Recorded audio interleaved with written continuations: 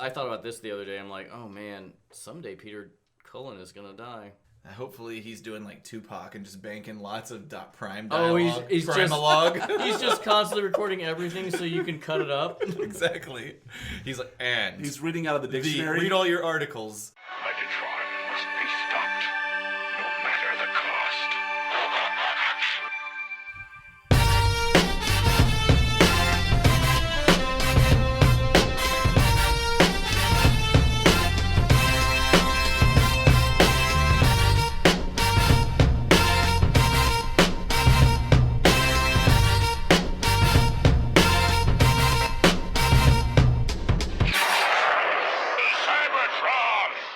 Hello, ladies and gentlemen, and welcome to the Autopod Decepticast, your weekly podcast that delivers a minute-by-minute breakdown of the 1986 Transformers movie.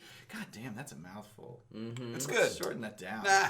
Let's knock some words out of that. That's up to you, dude. I am your host, Aaron, and I am here with my two rigid and very sexually potent co-hosts. Rigid and potent? That's right, turgid. There's another. Everybody's hard. Just... I'm Ryan, and my dick is on point. I'm Caleb, and I'm just glad to be here. And we are here to discuss. This is our episode 13. We're going to cover minute 13. That would be from 12:01 to the 13-minute mark. And quick episode recap. Last time, if you listened, we talked about the poorly planned attack on Hot Rod by Blitzwing and Shrapnel. Yes. Hot Rod's, he has kind of a lack of thankfulness towards KUP for saving his life. Yes, the Autobrat That's right. says, in essence, shut the fuck KUP. We to need the man that just saved his life. that needs to be a T-shirt as well. Shut the Actually, fuck KUP. somebody write that down. I did. I wrote it right here. Okay, excellent. Yeah. KUP has some great acrobatic moves. He He's does. quite the tumbler. Yeah, he spins on that turret, bends it up, Yeah, he spins on that. Bends- turret. tells Hot Rod Bends it up. to behave himself, and Hot Rod's like, stuff it, old man, and then down the hill they go. And what else? And I thought that KUP and Hot Rod may be the biggest shit talkers since Starscream and Megatron. Maybe you could agree with that point, if not the point, obviously, from two totally different relationship dynamics. Oh, you mean as like there's a certain...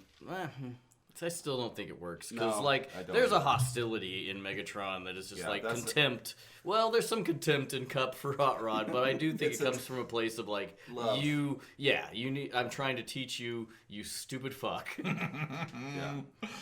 So those guys, after escaping death, and they're buzzing back to the city. The minute opens up with Perceptor, and he transforms and uses his microscope. His microscope? Are we both gonna have problems with this? I think all three of us maybe.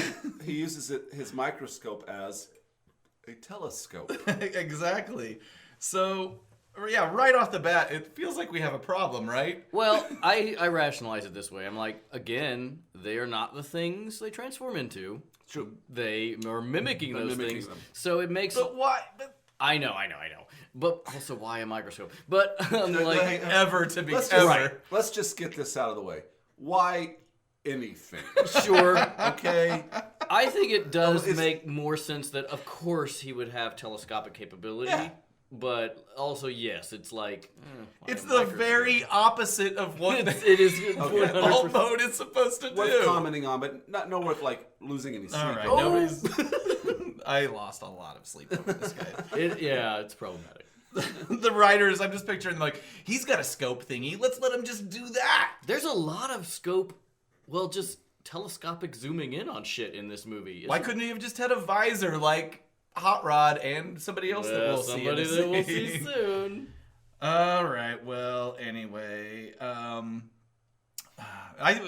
contend that maybe if they were being invaded by microscopic-sized Decepticons, He could see them. He would be Ultra awesome. Magnus. Look down here There's on the ground. billions of Billions little tiny of little- Decepticons. Yes, billions of bacteria. He's like what is a thing that you're a germaphobe? Yeah. They're Ultra Magnus. They're everywhere. Not me itching. Down over me. Oh Help. god. They're attacking me. I am shocked that wasn't a scheme used by Megatron. Shrink all the Decepticons down to microscopic That's a size. great idea. So they could go invade undetected and get inside the Autobots and cause them all kinds of problems internally. And Perceptor saves the day because he's the only person that can see small things. What a dumb idea. Who's ever heard of Transformers going inside a larger Transformer and blowing them up? Copyright Autopod Decepticast. We're going to write that fan fiction because that is a brilliant episode. All right. I was making a... I know. No, we Unicron. got it. Unicron. Okay. I'm really sorry. He had to get his line in. Oh. I'm sorry. I didn't mean to let you lose. Caleb, you had a good line. No, I'm sorry. No, it was good. That was stupid. Nope. Make fun of Caleb Corner. Oh, God. Oh, God. Okay. Anyway, sorry. Let's get that out of the way. Next up, we are introduced. He sees all these Decepticons coming at him, and he's like, "Shit, I better go check in with these motherfuckers." And those motherfuckers are Ultra Magnus. We've got Springer. We've got Arcee, and we've got Blur. He lets them know we're at a tactical disadvantage. We all figure out what that really means. Is they're outnumbered. I have issues with that. Actually, go ahead. Because they're not really that outnumbered whenever you actually look at who's attacking. The Decepticons, depending on if you include Laserbeak and Buzzsaw, which don't appear, the Decepticons have between 23 and 25 guys with them. The Autobots have at least 19, not including some random people that you see just running around. So... I mean, they're not all that outnumbered, especially from like a tactical scenario of being in a fortress. They're not in such a bad situation. So it's like Perceptor. I mean, Still, I agree with Ryan. Though I mean, they're in a fortress. They're in a fortress with huge guns. lots of as we'll find out. They should be wary of anything like this happening in the first place. Anyway, it should be heavily defended. yeah, Right. and it should not be is. this And they easy. transform Autobot City, which is awesome. Coming up, not to jump ahead, but love that part. Anyway. And this is also where we change from the Dare soundtrack to the Decola. Yeah. Yep. Yeah, so I love this illustration and angle at 12:19 where Springer has somebody's Wrist coming cannon. at him. A wrist cannon flips up and he fires, and it is Starscream. It appears that he is firing at. Yes. And I paused on a place That's at a very 12:21. cool- There's a perfect circle right in the concentric. center of the Mhm. screen. Circles. Several things to say about this. I think Springer again showing the one-off like the Transformers are wont to do, one-off tricks they can pull out of their like Springer's wrist cannon, Prime's plasma axe, all this stuff. But also like Starscream is everywhere. It's true. Like all of That's the Decepticons are just arriving, and Starscream has shot at Kup and Hot Rod already, Yeah. and now is here shooting at Ultra Magnus and Springer and Arcee and Blur, and soon to be in a wholly different place. But he's all over the map. Well, he's trying to climb up that ladder of. Well, yeah. He's know. just badass. I mean, true to, and the thing in like the cartoon is why was Megatron keep him around? Because he's a badass. Yeah. Like he is really powerful according to his specs. I would think when Megatron sits down with Starscream for like his quarterly review. I shot at Hot Rod and Kup. I also shot at Ultra Magnus and all those new guys we'd never seen before. I mean, sure, I didn't hit anyone, but And I can see Megatron being like, yes. Yes. He never gives him like, there's always room for improvement. You didn't hit them, though. Yep, there's always room for improvement. I can't give you full marks, Starscream. Nobody gets full marks, though. Don't worry about it. sure, I'll let you pull my trigger, but all of our Megatrons are terrible. We have the worst Megatrons. So Starscream fires at these guys. Another awesome sequence. They jump out of the way. I didn't mention. Look at his thumb. What about it? It's I mean, massive. it is huge. All Like, right, so go ahead. he could- One thing I do like No, about keep this going. movie is Sorry. I think they changed the dynamic of how they animated hands. And it seems like a really weird thing to pick up on, but in the previous in the cartoon, the G1 cartoon, seasons 1 and 2, I feel like the hands were always a lot more rounded, like human hands. Yes. Like the fingertips were rounded, and this is where they kind of started to square things off a little bit. Yeah, which I like better. I do too. I think it looks more robotic, And you can I'm even sure see it's tougher to transform. Whenever or to KUP is illustrate. pointing at Hot Rod in the previous minute, it is round, but there is also some squaring off shading. Right. So we're introduced here to Springer, Arcee, and Blur. Most of us had not met them to this point. Who? Go Well, ahead. most of us have. There's been some people that have met them up to this point. Well, technically, maybe, because I don't know the dynamic behind this, but there was an episode that was never released in the United States. It was only, and I don't even know if it was technically released in Japan, because as far as I know, only half of it was animated. But there's a lost, quote-unquote, episode called Scramble City that, yes. have you heard of I Scramble have City? heard of Scramble Okay, City. gotcha. And basically it's really mostly about two things. It's about the idea of Metroplex, aka Autobot City, and combiners. It's like combiners and how they can their parts can go on to other combiners and shit can get crazy when that happens and that kind of thing. And I think Hot Rod is in that episode. I know Ultra Magnus is in that episode, and so is Optimus Prime, and maybe, I can't remember, I haven't watched it in a while. Maybe Springer and Blur and some of those newer guys are, but it's meant to be a transitional point between the show and the movie. But I don't know if it was ever broadcast, because I don't know that I've never seen a finished version. Like I've seen, there's like a 15 minutes where you see something's about to go down, like a fight between maybe Trypticon and Metroplex. God damn it! I should have Why watched it before isn't this. Autobot City Metroplex? Is it just another thing of like it's too much to introduce another huge character, or just?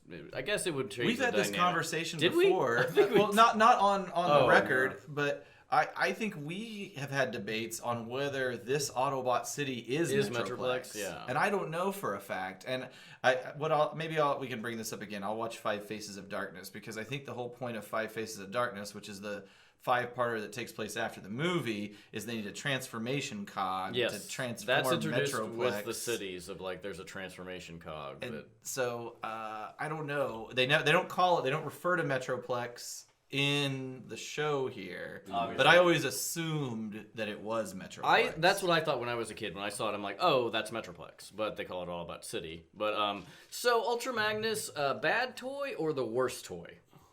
I mean, Ultra Magnus. Really? I had him. I did too, but it's just white Optimus. It's racist Optimus. Inside of a plastic shell. I mean, he doesn't even have articulation or anything. He does. His arms go. His arms move, his legs don't. That's as good as most Transformers. I don't know. It's a pretty bad toy. Ultra Magnus. Oh. Waspimus Prime. So dumb. Another point about what we're looking at right here. What seconds? 12:27, where Ultra Magnus gets up off the ground and there's that camera spin around. I would have said like that's a Michael Bay shot, but he has not seen this movie clearly. That's true. Do you think Michael Bay has not seen I guarantee Transformers he's not animated? seen this movie. There was probably a watch party or something at his house, and he was just like getting drunk and trying to figure out which model he was gonna bang. Is basically what was playing in the background. Wow. That's my guess. For real? That's like a thing? Yeah, that's in People magazine. He was like, I was fingering this broad. And Jesus. No. Come on now. We don't That like is I don't like his that's slander. I don't like his movies. But we don't have to We don't have to accuse him of sex crimes. Yeah, alleged. We've been introduced to Springer, and So these are all, with the exception of Perceptor, these are all new characters. these are all new characters. That's Nobody, if you were a kid, you were like, what So- the fuck is, right. who are these fucking people? Where were they in the first season? Were they on They're Cybertron? not. Nobody knows. I would say No That's a explanation. good question because like that was 4 million years ago. I mean, we can assume that KUP is old. He had to be over there He's doing probably- some shit somewhere. So they and they're all and when they transform, they're in they transform into future into past yes. future. They do what, seem- this is yeah. what cars would look like in 2005 kind of deal. And Blur is a hovercraft. I mean, he doesn't touch the ground. So what I don't know is if they are transforming into what cars of the modern Earth, what they believe 2005 Earth future would look like. Good point. Or they just, by this time in 2005, we presume that all of humanity knew about the Transformers. And so they're there's just there's comfortable- just their Cybertronian modes. I don't know. I think that's Oh. very good. Except, don't know. They don't address although, it ever. again, I mean, going way back to like the first episode where there are helicopters on Lethone, there shouldn't be a helicopter on Cybertron. There's but Tetrajets too. Don't forget about the Tetrajets. The Tetrajets, the Seekers. that's right. The That's Coneheads. Right. That's right. I will say I would say that I would probably wager that they're transforming into their Cybertronian modes, but I think they're trying to do a future car. I get it. So they're all new. This is an 85. Either way, They're- it's 2005. Yeah. It's the future. They're either new robots or they were hanging out on Cybertron and now they've come down to Earth because humanity is aware of Autobots. They've built a huge city here. True. Earth is a power source All right, for the fair Autobots, enough. and the Autobots are strategically trying to win back So their we're getting all homeworld. this introduction. Blur to the was guys. a great toy too. So Blur, I love this little sequence here where Blur's kind of introducing himself. There's shiny lights. I love the motion Yes. effects there. I That's like really too nice. how they blur literally blurs. And again, another great shot of Ultra Magnus. He's blurred. All right, great. Yeah. What about me, Max? Explosion. What about me? John Moshita. And so Ultra Magnus is giving them orders. He's telling Arcee and Springer, hey, you guys go transform the city. Why don't Transform you? Autobot City. Blur's like, what can I help? And he's like, you stick with me, Really? or we'll go. Oh, sorry. Nope. We'll. What can I help? We are gonna go alert others. Perceptor, he's been given the command to go find Blaster, and we need to communicate. We need reinforcements. We're in trouble here. Go talk to Prime. We're in trouble. So everybody transforms, goes their separate ways. Arcee is a little concerned. They've got to transform the city. They know that's going to But- probably close some things off. Look how he's kind of like Oh, yeah. grabbing her by the wrist. It's not cool. He's like grabbing her by the wrist. Well, That is 1243. What we're looking at. Here's the question. I mean, are you thinking Are they that- boyfriend girlfriend? Well, that's thing one. Is he cares about her? He's trying to get her out of danger. B, he's just being like a 1950s style Sexism. hero is- thing. It is super Sexism. sexist because you would never do that to a male, quote unquote, Autobot. I would be okay if I saw him doing that. I would be more forgiving of him if I saw him also doing that to male Autobots, grabbing them by the wrist and leading them around. Yeah, and the impression in the, I guess I don't Grabs know her by that the wrist. I don't know that it's never explicit. She's I don't think it's helpless. ever explicitly said. Yeah, pause on that in the show that Springer and Arcee are together. But that's the impression I get that they're boyfriend So he girlfriend. should hold her by the hand instead of grab. Well, see, then he let go. He does. That's weird. So it's not. But again, in the show, I was always. I Like, don't know if they ever address it. I'd have to watch everything all over again. That was a very subtle like gesture. I mean, you wouldn't normally pick that up Yeah. if we hadn't froze that. Yeah, I know. Well, no, I always picked struck up on me. it. It Yeah, always I struck always me. picked up on it because to me, I always wondered if there was this sort of, jealousy or rivalry dynamic between Hot Rod and Springer for Arcee, because there are points in the movie where Arcee and Hot Rod have some banter that you think, well, and right now she cares so much about them, but maybe she just cares about them. Why does a relationship have to be a part of it? Maybe she just cares about her allies that are still trapped outside the city. Or is it because Hot Rod is her, they're in some kind of relationship? But there's never overt. It's always it's always kind of like Bigger- and maybe we're just all like, this is the first time a girl's around here. A girl's, what's she doing? Oh my god! Oh, does she like him? Does she like him? Does she like me? Yeah, like they don't know how to handle gender. at Right, all. exactly. it is weird. It's weird. Like, It is why would weird. Transformers have gender at all? Yeah, it's Obviously, real we know weird. why that. I but- mean, Alita won, but also I will say that in the script, and this is I have this in my notes way later because it comes into play whenever they're pushing the catapult into place. But legit in the script that is written, it says they have sexual tension between Arcee and Hot Rod. Oh, So it's intentional. there you go. There you go. But again, I did feel that way in the cartoon too, of like there's sexual tension, but I felt it was like not to get too far afield, but in like the X-Men, like it was a Cyclops, Jean Grey, Logan situation where Cyclops Not quite as pronounced as that. Well, no, not. But like Springer and Arcee are together, and Hot Rod has the hot rod for her. Well, speaking of comics, That was terrible. I've been trying to read the full run of old Transformers comics. It's taken me forever because it's just hard to get to because some of it's not that fun to read. Yeah. And that includes the British issues. And Great Britain basically they follow the Marvel continuity, but there's a ton more. Yeah, they stuff have this weird that happens.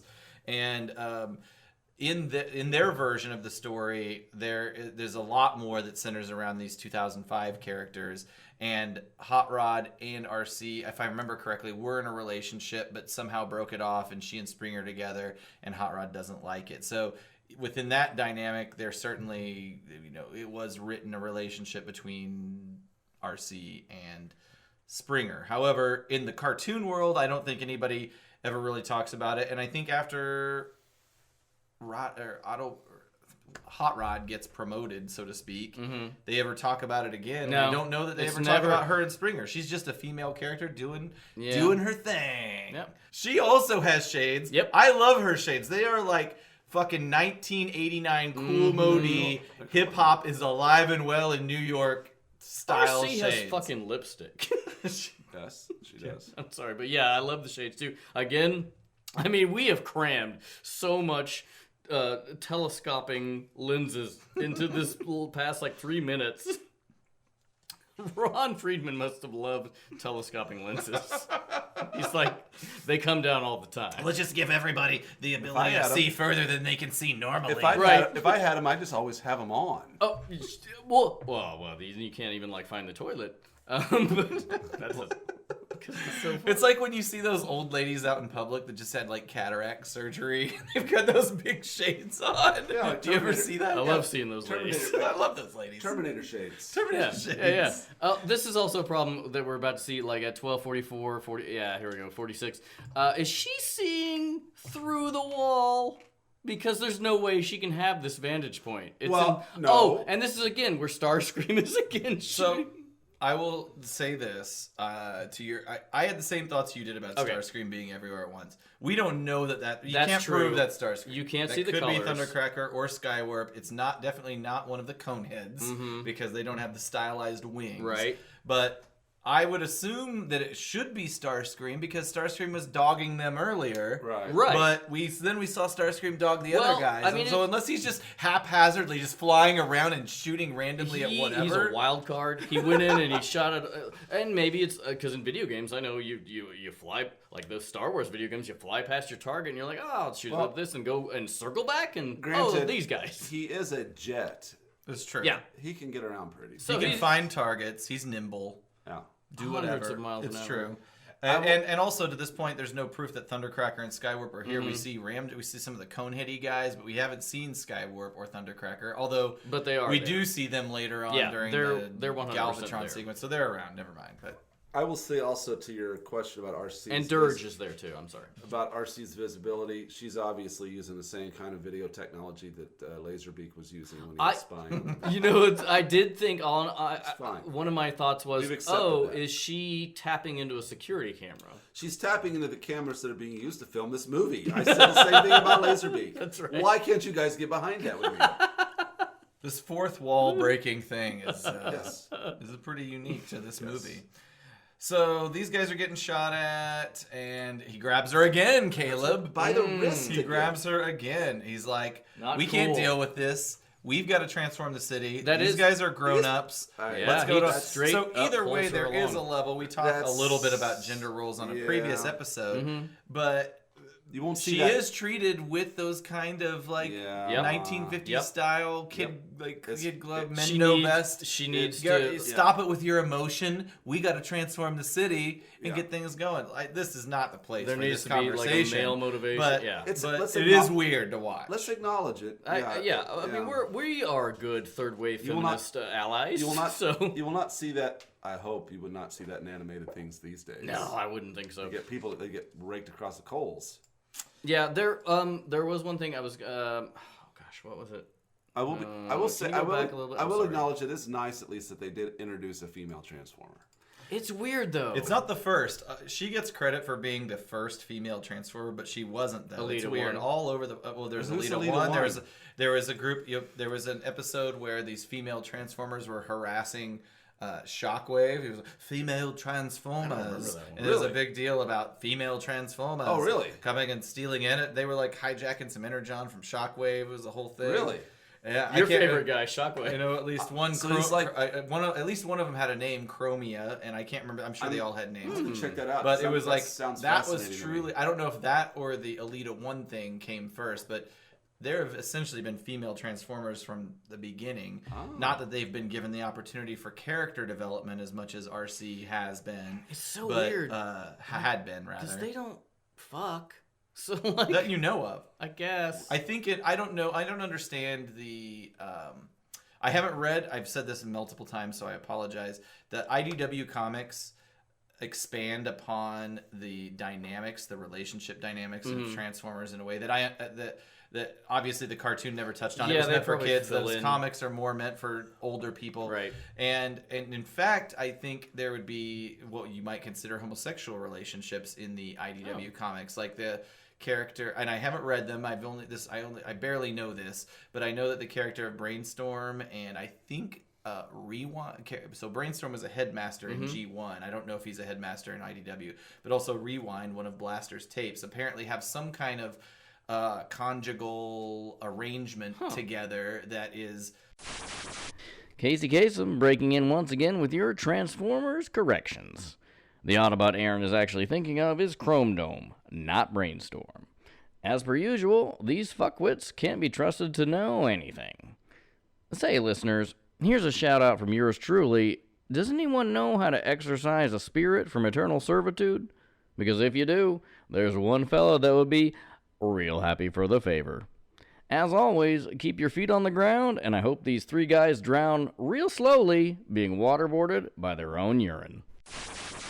Probably not considered. It may or may not be considered homosexual. It might be considered like when from a robot standpoint, they're just in a relationship. Yeah. And there's a word for it. I can't remember what it was. I read about it, but a word for like that they are like bonded together. Interesting. In a romantic-ish way. Now that's all like has nothing to do with this because it's evolved levels beyond this movie. Yeah, and that's the thing about the comics is fun too. That, like they take it's like it seems like they're written by guys like us. They're like, oh, we love this, and we're expanding upon it, and we're filling in the gaps of shit that didn't pan out. Precisely.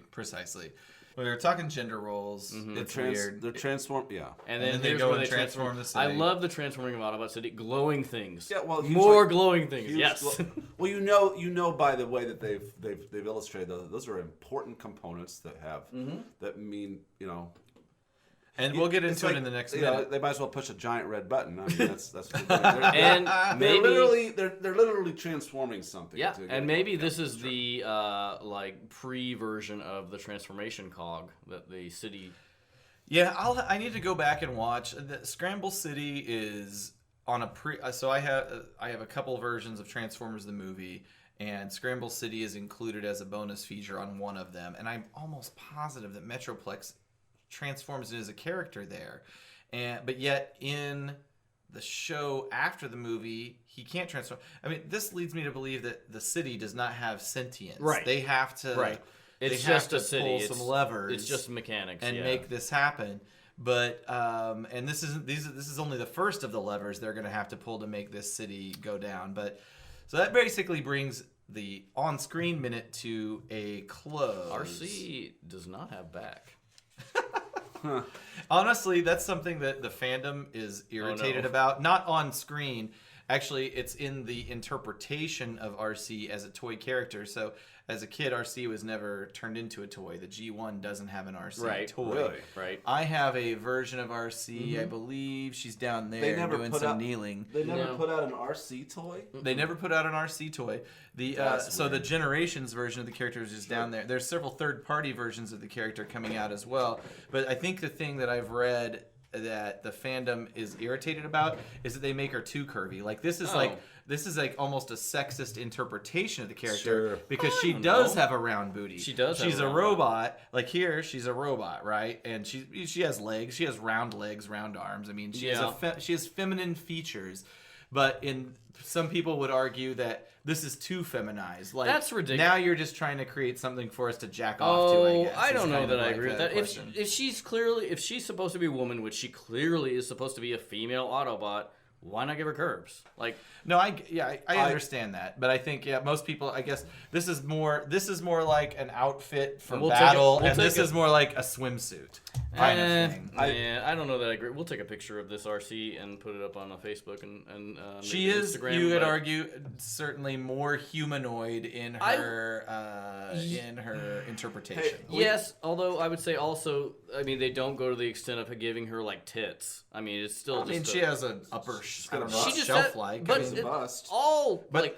But I guess Shockwave has bigger tits than that. If you to make her, I guess, to way. make her more, but to make her more in line with the movie, I suppose you would, and I don't know, might have something to do with transformation as well. Like, I mean, you might like, do some more angular parts. This is a good opportunity. We do have I think a pretty good female listening base, and I would like to hear some feedback from our female listeners. How do you feel about Arcee? How do you feel about Arcee?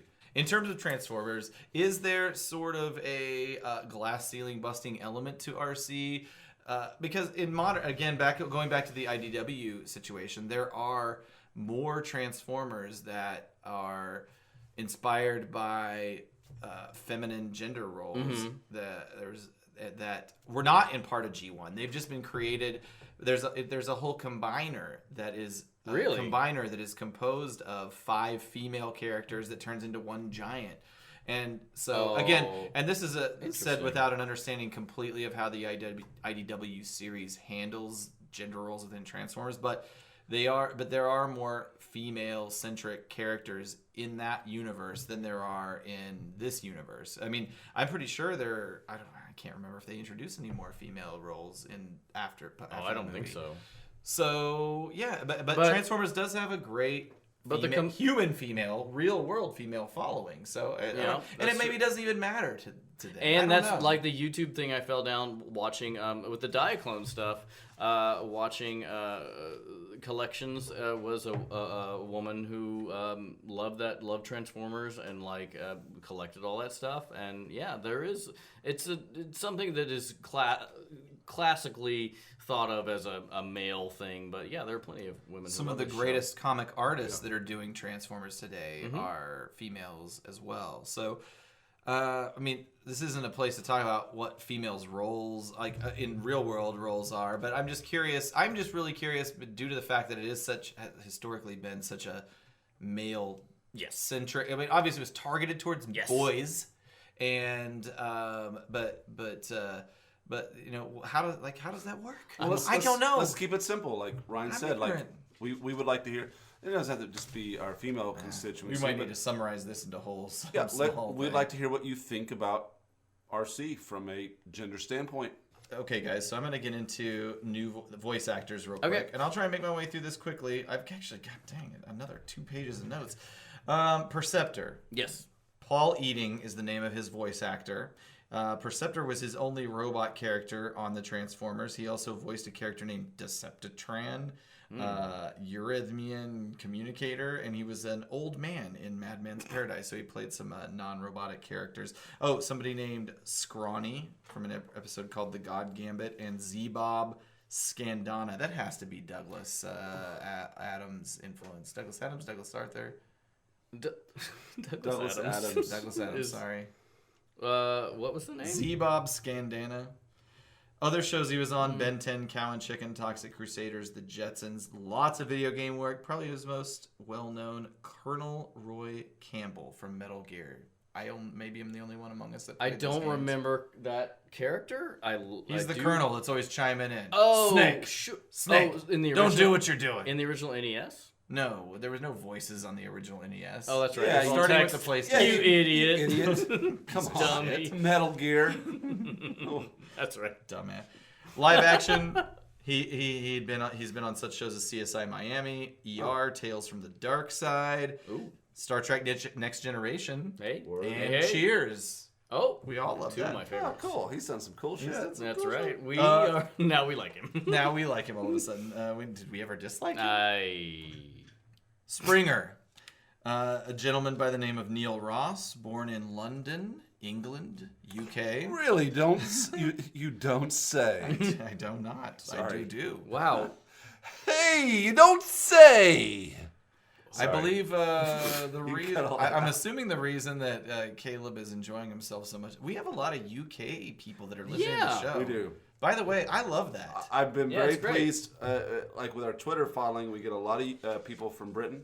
We've got a pretty good amount of people from Canada, and we have a lot of ladies. Yeah, and so I really, really, really am happy with the diversity that we have, geographically and gender. Yep. So Neil Ross, born in London, England, UK, Springer was his most popular character, but he also did Bone Crusher, Crosshairs, Hook, Six Shot, and Slag, as well as a couple others.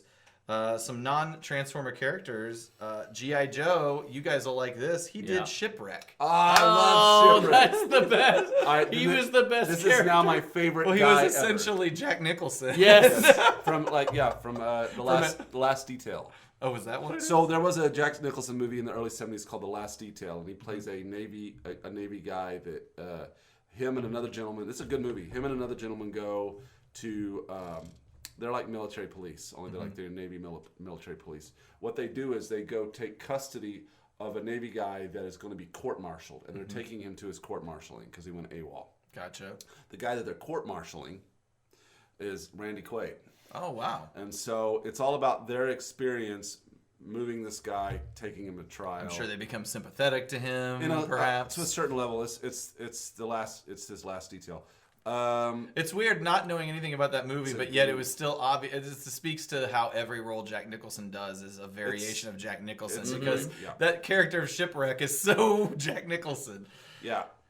He also did Keith from Voltron, some voices, Jim and the Holograms. This guy also has Metal Gear history. Metal Gear Solid 3, Volgan. Lots of voiceover roles, cartoons, video games. In live-action movies, Neil Ross, the voice of Springer, they often use him.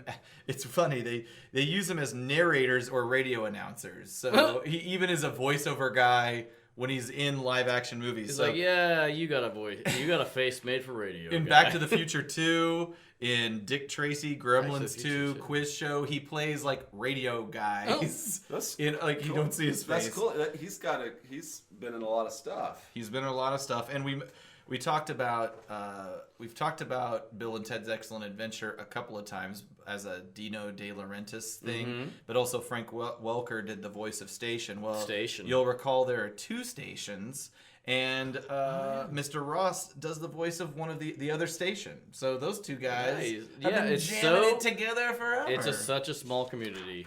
Small community. So let's talk about Susan Blue for a second. Let's do. She did. Susan Blue, if you'd like to talk about gender roles in Transformers, please call reach out in to now us at Autopod Decepticast at gmail.com. If a female voice is needed in the series, she was basically the go-to. So in addition to Arcee, she also did another female robot named Beta, who was a partner to Alpha Trion. So I guess this does answer our previous question. We were saying, were there female robots in Season 3? And I think this was a Season 3 episode because she and Alpha Trion, they told a backstory of how they freed the Transformers from the Quintessons, who we come to learn later on are the robotic creators of the Transformers. Well, and Alita 1, like I was saying, was it must have been a Season 2 episode because it was with the aerial bots. And Alita 1 was Optimus Prime's girlfriend whenever he was... I'd have to rewatch that episode. Do we just think she was his girlfriend, or was it overtly like... I mean, maybe I am projecting. Out I'm in like, a movie theater. Maybe I am like, oh, they're just saying... Gosh, everybody thinks of him that way, so that's I don't think you're wrong about that. So maybe I am just like a lot of questions in this episode. Projecting of like, oh, it's a male and a female together. They must be dating. But it was before he became Optimus Prime, whenever he was still Orion Pax. Okay. and they were made. He was made in Optimus Prime and Elita. I can't remember her name before, but she was made into Elita 1 into battle-hardened forms. Susan Blue was also Marissa Fairborn, a popular character on the show. Karen Fishhook, Michelle, who was some random production assistant. She also voiced Arcee in Transformers Animated, totally separate show, totally different universe. But and Beast Wars, she had some roles. Tiny Toons, The Simpsons, DuckTales, My Little Pony, Gem, among many, many others, including that weird animated Ghostbusters that was not related to Ghostbusters as we know, not the one that had like Peter Venkman and Slimer. It's called Ghostbusters, but they're in like a weird wagon or something. Yeah, it's called Ghostbusters. That's why the show that we all know as Ghostbusters, quote unquote Ghostbusters, is called The Real Ghostbuster. Oh, really? Okay, we'll have to dive into that lawsuit. Because I think it was a Hanna-Barbera vehicle. Perhaps. So she was involved in that Ghostbusters. Sure. And live roles, Three's Company, Knight Rider, Friday the 13th, Part 7, The New Blood. I love that one. That's really? one of my favorites. Well, do you recall who she plays or her? What's her name? Susan Blue.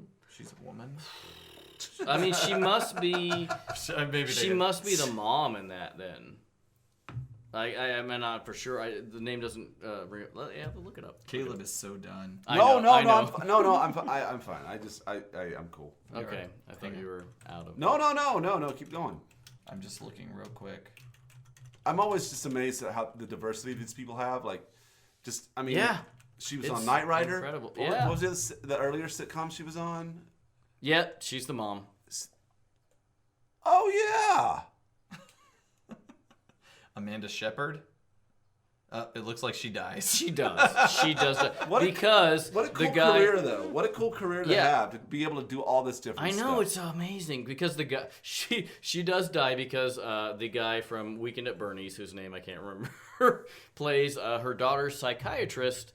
And he is, it's an awesome picture of him, right there, yeah. He shoves her at Jason to save himself. And he's also a terrible person. That's why this happens? Yes. Okay. Yes. All right. If you Google Susan Blue Friday the 13th Part 7, you'll see her murdered by Jason. Friday the 13th Part 7, I love because it's the only one where another paranormal ability comes in because her daughter is telekinetic. And she kicks Jason's ass with her telekinesis. Awesome. And it is fucking awesome. Probably my third favorite Friday the 13th movie. So she's rocking and rolling in the 80s. Yeah. Rocking, rolling. So Susan Blue. A couple things. Next episode, or I'm sorry, hang on. Script deviations. Oh. Until Caleb decides to. I think I just like for you to keep doing that. You should take what I just did and then freak it. Script deviations. These are more notes than deviations, but Arcee is described on the script. I just remembered what I was going to talk about. Go ahead. It ties into this. As a lovely female Autobot of about Hot Rod's age. Mm-hmm. So they have age. I mean, Hot Rod, I think, seemingly is certainly inexperienced compared to other Autobots. All right, I see. Okay. You hate Hot Rod so much. Well, he was talking more about age. That's true. And then Springer is listed as, he's described in the script as a very muscular and bantering, quote, Indiana Jones type. That was what I was going to talk about, yeah. Okay. He's modeled after the Indiana Jones, yeah. Okay. Ultra Magnus is called a large and soldierly city commander. In that scene where Starscream dive bombs them, Springer fires from his hip instead of his arm cannon, which is weird. And the script also lists Dirge as the attacker as opposed to Starscream. And Springer's blast is supposed to blow off Dirge's wingtip. And there's no mention of Blur whatsoever. In fact, in the version of the script that I've been looking at, there's no mention of him until way later, until they are trying to load the Dinobots onto the ship when they're trying to escape. In the second attack? When Galvatron and Cyclonus come to The second try attack and of fight. Yeah, Autobot City. exactly. So that like just all of a sudden Blur exists in that world. There's no introduction of Blur. Yeah, I missed that. I guess I did not see that. So the introduction of Blur here was a good thing. yeah, I mean, I think definitely. it's like they forgot about It is good. I think they did do a good job of like front loading. And again, as a kid, I'm not just like discerning as to movies I watch, but I think they do a good job of like front loading what these guys' characters are. Like obviously, Ultramagnus is in control. Springer and Arcee are, a thing, and then Blur is like a fast, like just hey, what can I do? Ultramagnus guy. His name's Blur. That's right. Anyway, I just thought it was. It doesn't seem that creative to me. Hey, we got a guy named Blur. What are we gonna do? Okay, I don't know. well- Make him fast or something. Well, they came up with the name first, and then they decided That's what right. to do with him. Chomping around a cigar. I don't know. Make him fast or His name's something. Blur. Make him fast. Maybe. Hey, he turns into a pickup truck. What do we call him? Cop? Cup. Fuck up. Shut the fuck How up. about? Our listeners. I gotta go home and. cut this shit. There's gonna be a lot to cut because we're at an hour recording. We're just- So in the next episode, guys, we've got the transformation of Autobot City. Mm-hmm. Maybe we can talk more. Is it Metroplex? I don't know. Maybe we can try and find some evidence one way or the Yeah, other before the I next should look episode. that up. How maybe more about how many Autobots are here, how many Decepticons are here. We're going to see some more running around. How outnumbered are these guys really? And I have in my notes here, is Arcee supposed to be somebody's lady friend? But maybe we'll see more evidence of that in the next episode. So I think that's it. You got anything? No, I think we've covered it. I'm good. Caleb Carter? Yeah. Good. So, all right. Well, thank you guys for listening. This has been a really long one. Yeah. Please listen to our show. Presumably you're listening on iTunes, Stitcher, Google Play, and or TuneIn. Please tell your friends about us and to listen. You can follow us on all of our social medias, Twitter, Facebook, Instagram. You can follow all of them at ApodDcast. And feel free to visit our web presence at autopoddecepticast.com. And iTunes users and frankly Stitcher's users, frankly anybody where you can rate and subscribe, please do. Yes. I'm assuming iTunes is probably the most prevalent. I would think so. Give place us to do those 5 stars, things. please. It really does help. And if you don't like us, just maybe not give us. Send us a personal. If you don't Yeah. like us, send us a personal email at apoddcast@gmail. Was it apod? Apoddcast @gmail.com. We appreciate constructive criticism. Yep. What we got wrong, what we got right. Yeah. Interact with us. We will We'd acknowledge We'd that. love to talk to you guys. We have. I don't humility. want constructive criticism. Oh, I right. want an ongoing dialogue, Oh. a collaboration, if you will. We're I all, don't. I just want them to tell us how they feel. We're all in this together. Bye, guys. All right. Thank you for listening. Bye. Have fun with that one. Yeah.